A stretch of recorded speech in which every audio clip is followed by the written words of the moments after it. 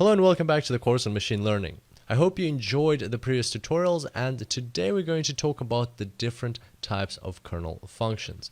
So the final thing that you need to know about the kernel SVM is that the radial basis function, which is also called the Gaussian function, is not the only kernel function that is used in this method. So let's have a look at a couple. So here we've got the Gaussian or the RBF kernel, which we've already spoken about. Then there's also a popular choice, which is the sigmoid kernel.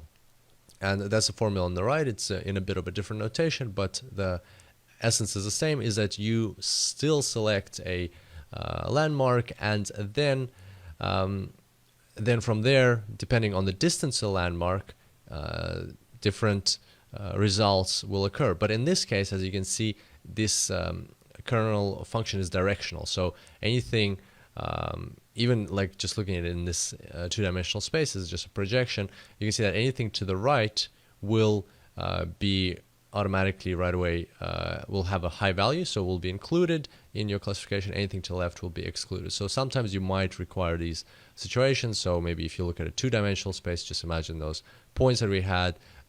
Points on one side are not in your classification, on the other side are in your classification. You want to somehow outline that decision boundary, or highlight that points past a certain point should be in your classification, then a sigmoid kernel is a popular choice.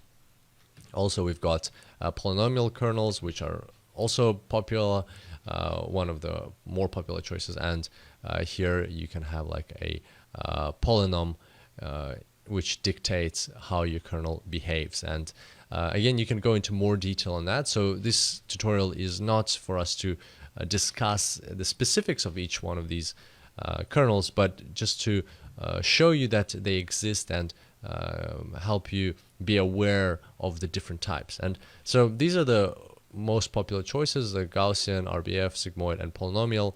And now what we're going to do is we're going to actually go and have a look at them in 3 dimensions. I found a really cool website where we can have a look at that, and we'll go and check it out now. So what I need is, here it is. And so if you go to this website, which is mlkernels.readthedocs.io/en/latest/kernelfunctions.html, you'll see some wonderful pictures here. So if you scroll down, you'll be able to find some very interesting different types of kernels in a 3-dimensional space. So you would need to read more about the way they design them and how the formulas work. So they're a bit different to what we discussed, but nevertheless, the kernel, this gives you a good overview of the kernel functions that exist and that sometimes are used.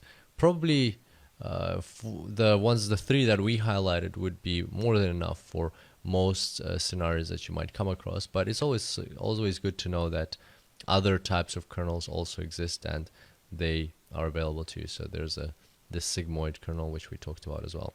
So hopefully that's going to be a good overview for you as well. And I'm going to wrap up this tutorial on that note. Hope you enjoyed learning about the kernel SVM, and I look forward to seeing you next time. Until then, happy analyzing.